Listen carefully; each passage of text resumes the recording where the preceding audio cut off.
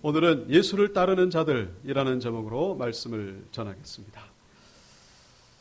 오늘 본문에 보시면 예수님께서 여리고를 지나가시다가 맹인이면서 거지의 일을 하는 바디메오를 만나서 눈을 뜨게 하시는 그런 역사를 우리가 보게 됩니다. 이 여리고라고 하는 이 도시, 이 성경에 여러 번 나옵니다만은 신약 성경에는 딱 한 번 나옵니다. 오늘 본문에 이제 이 바디메오를 고치시는 이 장소의 배경이 되는 것이 바로 이 여리고죠. 그리고 이 바디메오 사건 바로 직후에 이 삭개오를 만나게 됩니다. 같은 이 연장선 속에 있는 사건이죠. 그래서 이제 이 여리고가 한 번 등장하는데, 근데 우리가 한 가지 아실 것은 예수님은 이 여리고에 한 번만 오신 것이 아니라 이전에도 여리고에 여러 번 오셨을 것이라고 우리가 충분히 짐작해 볼 수가 있다는 것입니다. 예수님이 자라나시고 생활하신 것이 나사렛이죠. 그리고 여리고는 예루살렘에서 아주 가까운 곳에 있습니다. 그런데 이 유대인 남자들은 이 예루살렘에서 행해지는 이 유월절 절기, 그러니까 적어도 1년에 한 번씩은 예루살렘에 들러야 됩니다.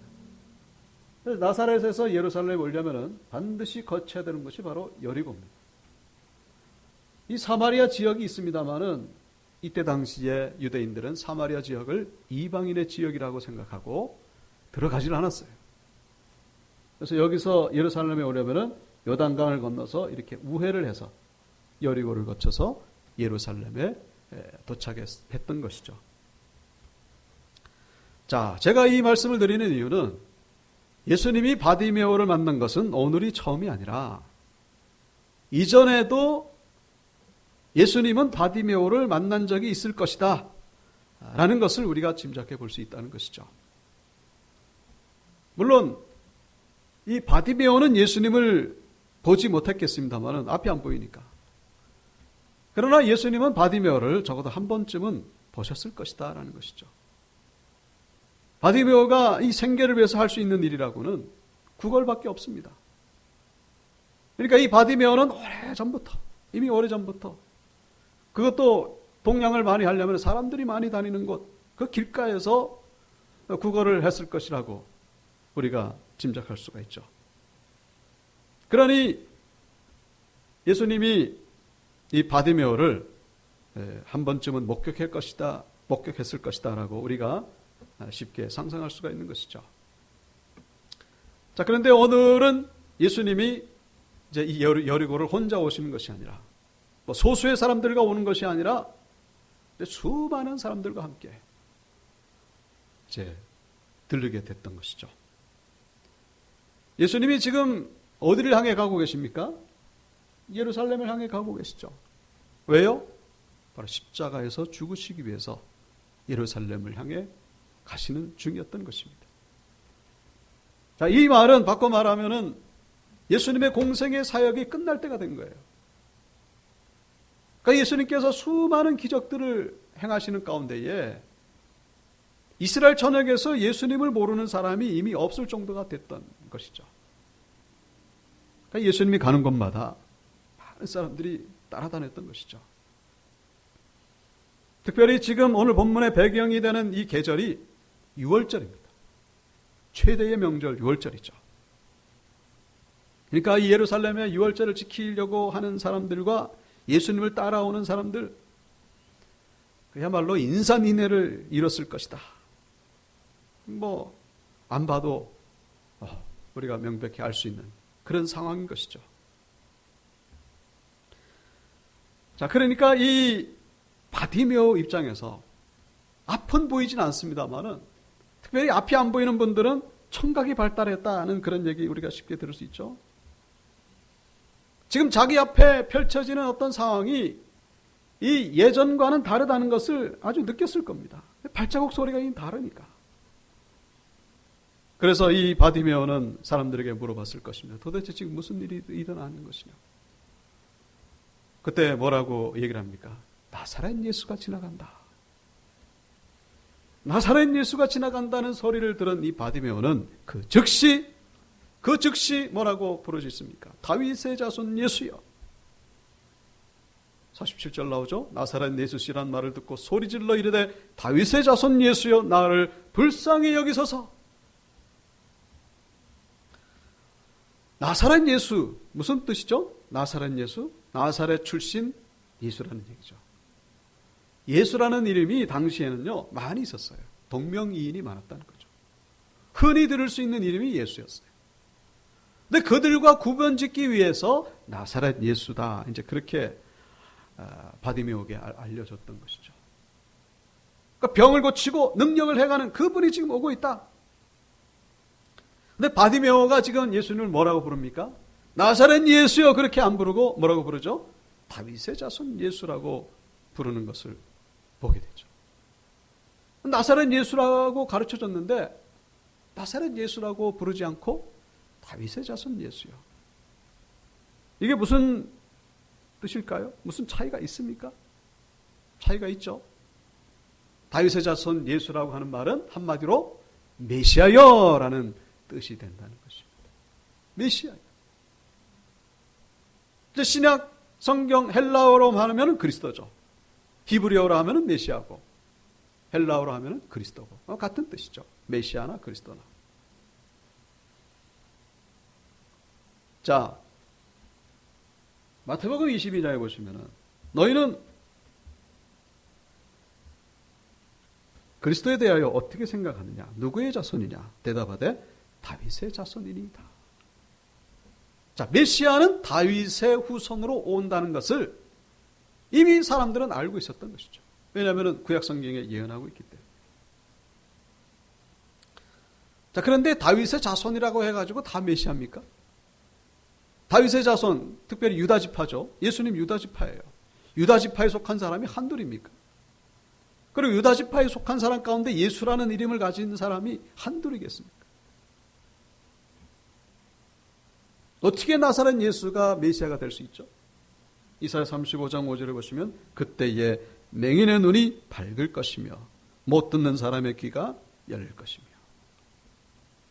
자, 구약의 이 이사야 선지자가 하나님의 계시를 받고 예언했던 것이죠. 그때는 언제입니까? 메시아가 오실 그때에. 메시아가 오면 어떤 일이 벌어진다는 거예요?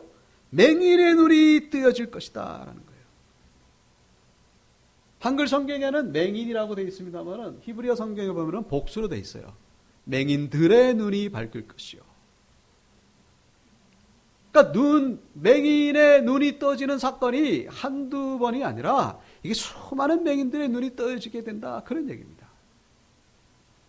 그래서 예수님 때 어떻게 예수님이 얼마나 많은 맹인들을 고치셨습니까? 누가복음 7장에 보시면은 마침 그때 예수께서 질병과 고통과 악기 들린 자를 많이 고치시며 또 많은 맹인을 보게 하셨다라고 그렇게 기록하고 있죠. 예수님이 고치신 이 맹인들은 한둘이 아니라는 거예요. 한둘이 아니라는 것이죠. 여러분 요즘도 이 맹인의 눈을 뜨게 할 수 있습니까? 현대의학이 참 그렇게 첨단으로 발달했습니다만은 맹인들 눈 못 뜨게 합니다. 그냥 각막이 수술 이 정도는 할 수 있겠죠. 아시는 분은 아시겠습니다만 저희 장모님께서 지금 당뇨병 때문에 시각장애 1급이죠 거의. 현대의학으로 고칠 수 있다면요 집을 팔아서라도 아마 고쳤을 거예요. 눈이 안 보인다는 게 얼마나 힘듭니까? 근데 현대의학으로 할 수가 없어요. 못 고칩니다. 그런데 고대 세계에서 이 맹인의 눈을 뜨게 했다. 그것도 한둘이 아니라 수많은 맹인의 눈을 뜨게 했다. 이 기적 중에 기적이 아니겠는가? 이건 천지가 계획할 만한 그런 사건이 벌어지게 된 거예요. 이 소식을 바디메오가 들었을 때에 얼마나 기뻐했겠습니까? 얼마나 놀랐겠습니까? 그래서 나사렛 예수가 지나간다는 얘기를 듣고서 이분이 바로 메시아구나. 눈을 뜨게 하는 분. 한둘이 아니라 수많은 맹인의 눈을 뜨게 하는 분. 메시아라는 그 확신을 가지고 그래서 다윗의 자손 예수여, 메시아여, 그런 얘기죠. 나를 고쳐주옵소서, 나를 불쌍히 여겨주옵소서, 이렇게 부르짖고 있죠. 어떤 분들은 이 상황에 대해서 이제 그렇게 해석을 하는 경우가 있습니다. 이 바디메오는 자기에게 우연히 찾아온 이 좋은 기회를 절대로 놓치지 않았다. 그래서 우리에게 주어진 아주 귀한 기회를 절대로 놓치면 안 됩니다. 은혜의 때를 우리는 잘 알고 그때를 놓치면 안 됩니다. 그렇게 해석하는 경우가 있어요. 틀렸다라고는 얘기는 못하겠죠. 은혜스러울 수 있습니다. 그래야죠. 우리에게 주어진 기회를 잘 잡아야죠. 하지만 우리가 여기서 생각할 수 있는 것은 이것이 과연 우연히 벌어진, 우연히 주어진 시간인가 하는 것이죠. 우리가 이 성경을 보는 우리는 제3자죠. 우리의 입장에서 볼 때에 이 바디메오가 예수님을 만난 것은 어떻게 보면 우연이라고 볼 수 있겠습니다. 예수님이 지나가다가 우연히 바디메오를 만나가지고 참 운 좋게도. 하지만 우리가 바디메오 입장에 한번 서 보자는 것이죠. 우리가 만약에 바디메오였다면, 물론 처음에는 우연이라고 생각했을 겁니다. 정말 우연히 나에게 이런 기회가 주어지다니. 하지만 눈을 뜨고 나서 예수님을 따랐다고 오늘 본문에 나와 있죠. 예수님을 따르는 가운데 이분이 정말로 메시아구나, 은혜를 충만하게 경험하는 가운데에 어떤 생각이 들었겠는가 하는 것이죠. 주님이 나를 고치신 것은 우연이 아니라 태초부터 나를 알고 계신 주님께서 나를 미리 아시고 나에게 찾아오셨구나. 나를 고치시기 위하여 여리고까지 오셨구나. 이미 이전부터 알고 계신 주님께서. 그렇게 고백하지 않겠는가 하는 것이죠. 우리가 그렇게 생각할 수밖에 없는 중요한 근거가 있죠. 바울이 바로 그런 고백을 했던 것입니다. 뭐라고 고백하죠? 곧 창세전에 그리스도 안에서 우리를 택하사 우리로 사랑 안에서 그 앞에 거룩하고 흠이 없게 하시려고. 바울이 다메섹 도상에서 예수님 만난 게 그 우연히 일어난 사건이 아니다라는 거예요. 내가 구원받고 보니 이게 하나님의 계획이었구나. 하나님의 섭리였구나. 내가 그렇게 힘들고 고난 가운데 있었던 모든 것들도 나에게 은혜를 주시고자 했던 하나님의 섭리였구나. 그렇게 고백하지 않겠는가 하는 것이죠.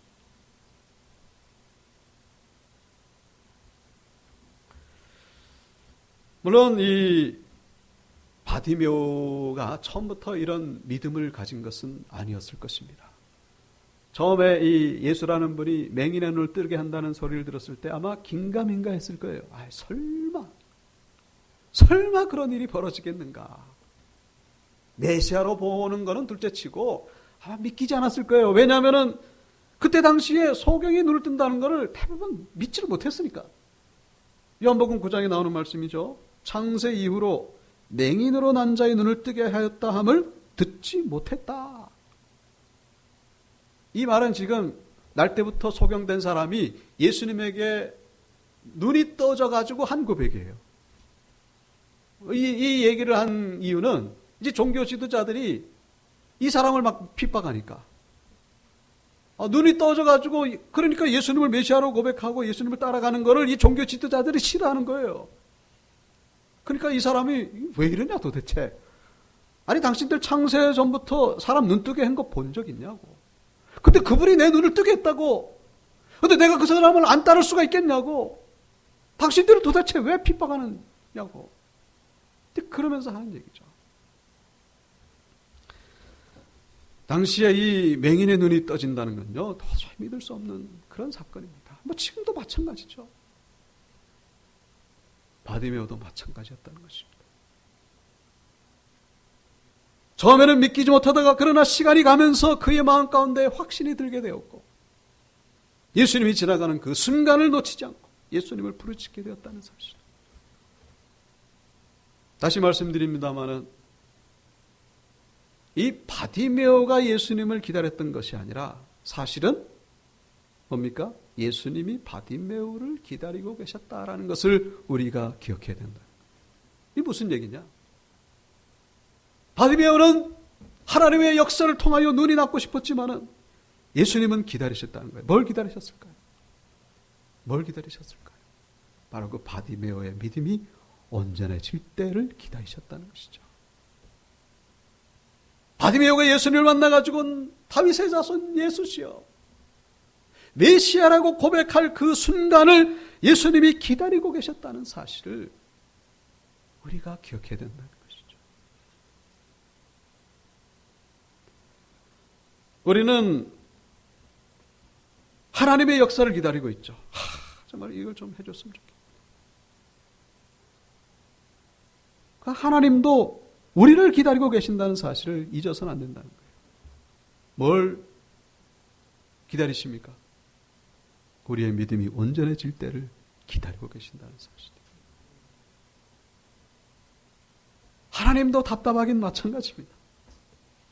우리도 답답하고 하나님도 답답하고. 그러나 하나님이 택한 백성에게는 반드시 찾아오시죠.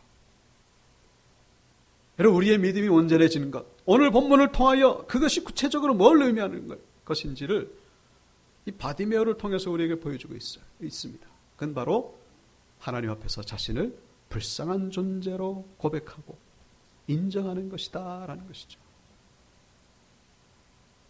하나님 앞에서 나는 불쌍한 존재입니다.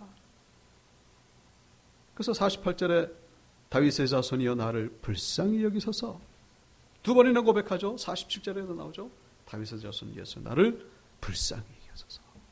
내가 하나님 앞에서 불쌍한 존재라는 것을 그거를 100% 인정하는 것. 그리고 그것이 바로 온전한 믿음이라는 사실. 적어도 우리가 사람 앞에서는 뭐 따뜻하고 뭐 내세울 게 있는 그런 게 있을지 몰라도 하나님 앞에서는 불쌍하기 크지요. 불쌍한 존재는 뭐예요? 하나님의 은혜 없이는 아무것도 할 수 없어요. 지금까지 지는 모든 것들이 100% 200% 하나님의 은혜요. 우리가 지금 살아가고 있는 모든 것들이 하나님의 은혜로라고 고백하는 것. 이것이 바로 이 하나님이 기다리고 계시는 믿음이라고 한다는 사실. 여러분, 이 바디메오가 지금 구걸하는 그런 맹인이긴 합니다만은 그렇기 때문에 얻는 유익함이 있습니다. 그래서 얻는 유익함, 그게 뭘까요? 바디메오는 이 사람에게 앞에서뿐만 아니라 하나님 앞에서 늘 자신이 불쌍한 존재라는 것을 고백할 준비가 되어 있다라는 것이죠. 뭐 누가 봐도 불쌍한 존재니까. 누가 봐도 불쌍한 존재니까. 그건 뭐 자타가 공인하는 거죠. 그러니까 불쌍한 존재라고 고백할 이 준비가 늘 되어 있는 거예요.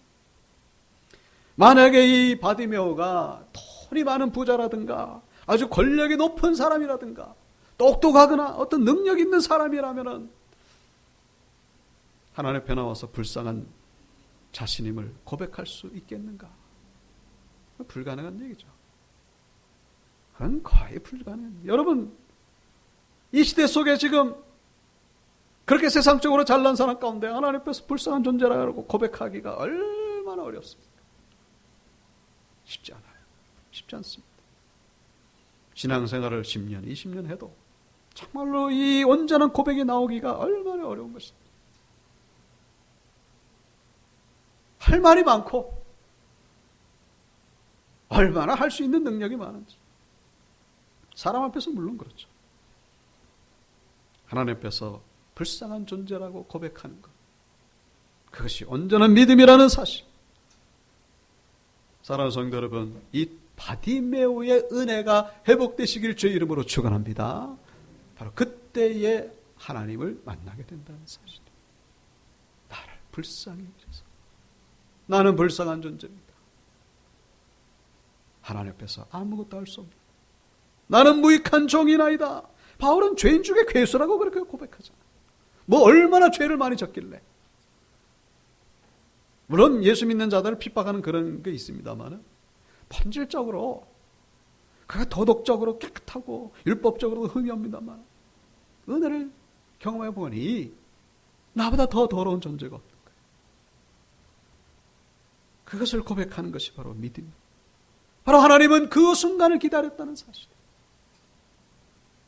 그래서 하나님은 우리에게 가끔씩 눈이 안 보이게 해줄 때가 있어요. 뭐 육신의 눈이 뭐 먼다 그런 의미가 아니라 앞이 캄캄하게 될 때가 있다는 거예요. 왜요? 그래야 불쌍한 존재임을 깨달으니까. 그러지 않고서는 이런 고백이 나오기가 어려워요. 여러분, 뭐 일확천금이 얻어지고 뭐 엄청나게 좋은 일이 벌어지고 그래서 하나님의 은혜를 경험했다고 하는 사람이 있습니까? 거의 드물죠. 절망 가운데 빠지고 앞이 캄캄해지고 나니까 그때서야 비로소 하나님이 보이는, 그때서야 비로소 불쌍한 존재임을 깨닫게 되는. 그래서 사실 육신적으로는 참 불쌍한 사람입니다만 이 바디메오도 영적으로 보면은 그가 가지고 있었던 이 여건들이 얼마나 유익한 것인지. 이 은혜가 회복될 때에 우리는 하나님이 우리에게 찾아오시고 하나님을 만나게 된다는 사실, 우리가 잊어서는 안 된다는 것이죠.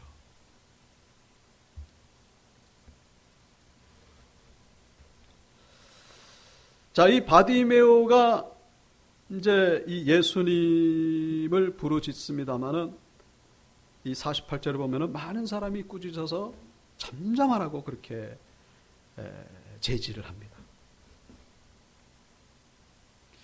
아마 이 사람들은 이 바디메오가 예수님께 이 구걸을 한다라고 그렇게 생각을 했던 것 같습니다. 그리고 이 무리들은 이미 좀 교만한 그런 상태라고 우리가 볼 수가 있어요. 왜냐하면 이 무리들은 사실 예수님을 정치적인 메시아로 보고 있었기 때문에 예루살렘에 가가지고 이제 왕이 될 거라는 어떤 그런 기대를 가졌던 것 같습니다. 감히 네가 뭔데 여기 와가지고 지금 이 위대한 분의 행차를 지금 가로막고 있냐. 아마 그랬던 것 같습니다. 자, 그런데 이제 그럼에도 불구하고 더 크게 소리 질러서 이제 예수님을 부르게 되죠. 우리가 이 예수님을 만나는 데 있어가지고 걸림돌이 되는 요소 가운데 하나가 바로 이 대중의 생각, 다수의 생각, 군중의 생각이라고 한다는 사실.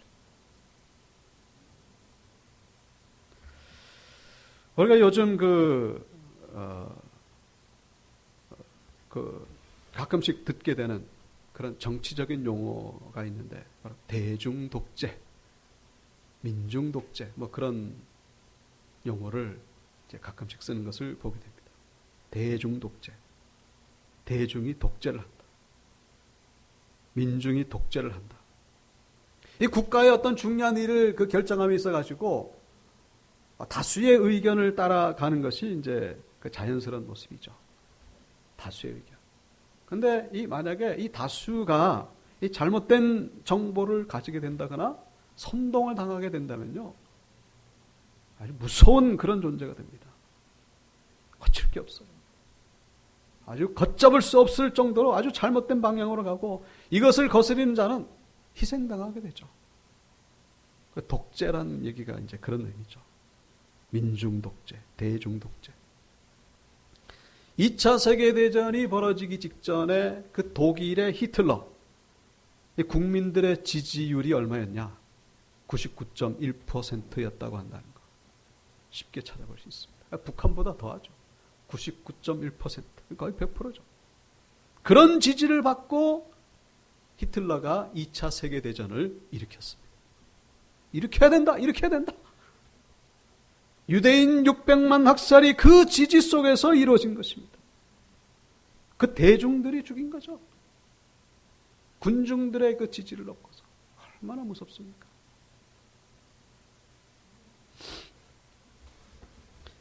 여러분, 우리가 현대 이 세계 속에서 우리가 신앙생활을 하는 것은 어쩌면은 조금 우리가 과격하게 표현한다면은 좀 그런 모습이 아닐까.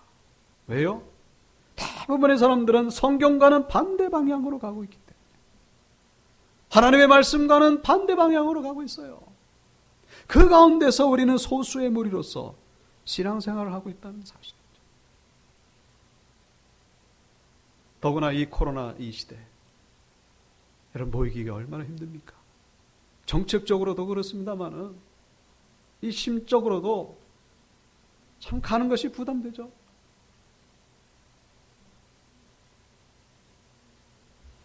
여러분 이 시대에 정말로 필요한 믿음이 바로 바디메오의 믿음이라는 사실을 우리가 잊어서는 안 된다. 메시아를 만나고자 했던 이 열망이 결코 이 군중들의 이 주장에 꺾이지 않았다는 것이죠. 너는 지금 이 상황에서는 조용히 해야 돼. 너는 지금 조용히 하는 것이 그게 합당한 거야. 그게 이치에 맞는 거야. 거기에 굴하지 않았다는 것이죠. 왜요? 메시아를 만나야 되기 때문에. 메시아를 만남에 있어가지고 결코 그를 꺾지 못했다는 사실. 여러분 지금 이 시대에 우리는 바디메오의 믿음을 따라가야 된다는 것이죠. 물론 다수가 잘못됐다는 게 아니에요. 다수라고 해서 다 잘못된 것이 아니고 늘 말씀드리지만 우리는 다수가 됐든 소수가 됐든 진리를 따르는 자들이 되어야 된다는 것이죠. 예수를 따르는 자들. 하나님의 말씀을 따르는 자들.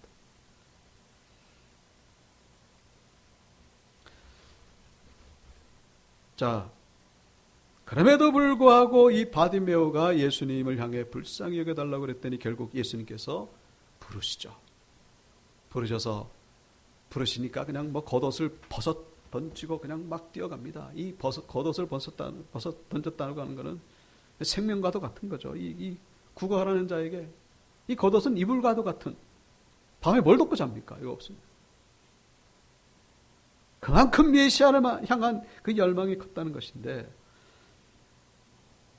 예수님 당신에게 나온 이 바디메오를 향해서 예수님이 뭐라고 말씀하십니까? 내게 무엇을 하여 주기를 원하느냐? 네가 뭘 원하느냐? 좀 이상한 질문 아닐까요? 당연히 보기를 원하는 건데 뭐 그거를 그렇게 굳이 물으시는 걸까? 여러분 이 질문은 중요합니다. 바로 믿음을 확인하는 질문이라는 것이죠. 이 바디메오가 뜬금없이 돈 한 푼 주십시오. 충분히 그럴 가능성이 있어요. 제가 지금 뭐 계속 이 바디메오의 믿음을 설명해서 그러니까 그렇지만 충분히 그럴 가능성이 있습니다. 요한복음 5장에 보시면은 베데스다 연못 아시죠? 예루살렘 성 안에 있는데 그 연못 주변에 환자들이 그냥 엄청나게 많이 모였어요. 왜냐하면은 그 연못에 물이 막 갑자기 이렇게 요동을 치는 때가 있어요. 그때 제일 먼저 들어가는 사람이 어떤 병이든지 낫게 된다는 미신이에요. 미신. 그 미신을 믿고 사람들이 거기 그냥 인산이 돼요. 근데 거기에 예수님이 찾아가셔서 가장 오랫동안 있었던 환자, 38년 된 환자를 찾아가셔서 네가 낫고자 하느냐 물었을 때 이 환자가 뭐라고 대답하죠? 저를 좀 물에다 집어넣어 달라고. 물이 동요할 때에 제일 먼저 저를 좀 집어넣어 달라고.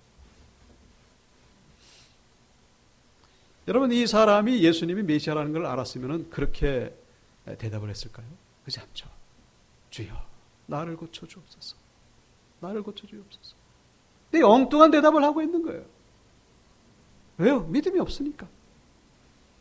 물론 예수님은 그럼에도 불구하고 그 38년 된 환자를 고쳐주셨습니다만 오늘 본문 이 바디메오 예수님이 원하시는 대답을 했다는 거예요. 무슨 대답을요? 내가 뜨기를 원하나이다. 눈이 뜬다는 거 이거는 있을 수 없는 일이지만 그 믿을 수 없는 일이지만은 당신의 메시아이기 때문에 나는 눈이 뜨게 될 줄로 믿습니다. 믿음을 고백하고 있다는 사실. 여기 51절에 내게 무엇을 하여 주기를 원하느냐? 여러분 예수님의 이 질문, 이 10장 안에 또 한 번 나오는 것을 우리가 보게 됩니다.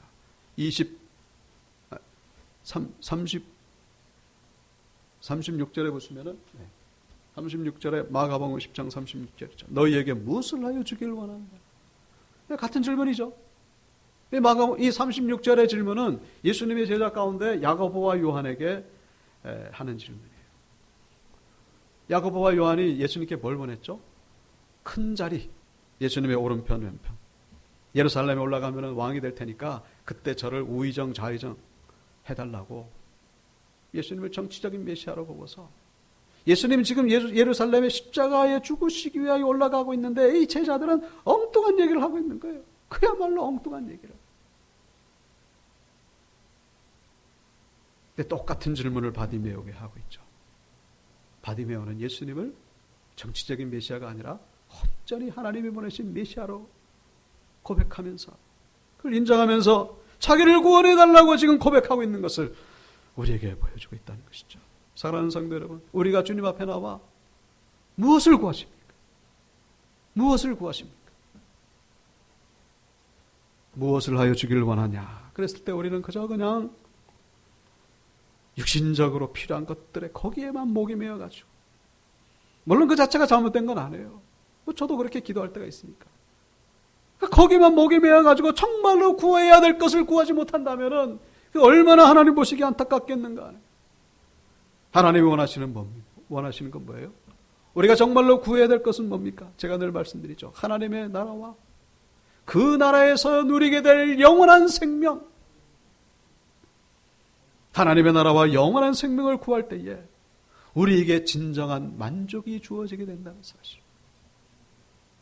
하나님의 나라와 영원한 생명은요, 세상 어디에서도 구할 수가 없어요. 오직 주님 앞에서만 구할 수 있는 것이죠. 주님만이 주실 수 있는 것이고, 그리고 그것이 주어진 자는요, 부족함이 없어지게 됩니다. 부족함이 없어지게. 여호와는 나의 목자시니 내게 부족함이 없으리로다. 하나님의 나라가 내 심령 가운데 이루어지고 영원한 생명이 충만하게 되는 자는요, 아쉬울 게 없어요. 물론 아쉬울 게 있겠죠. 거기에 목이 매지 않는다. 여러분, 우리가 정말로 구해야 될 것은 뭡니까? 영원한 생명을 구해야 된다는 것입니다. 하나님은 우리에게 더 좋은 것을 주기를 원하십니다. 하나님은 1억 원을 주기를 원하시는데 우리는 나아가서 한 100원 정도 빌려주시겠습니까?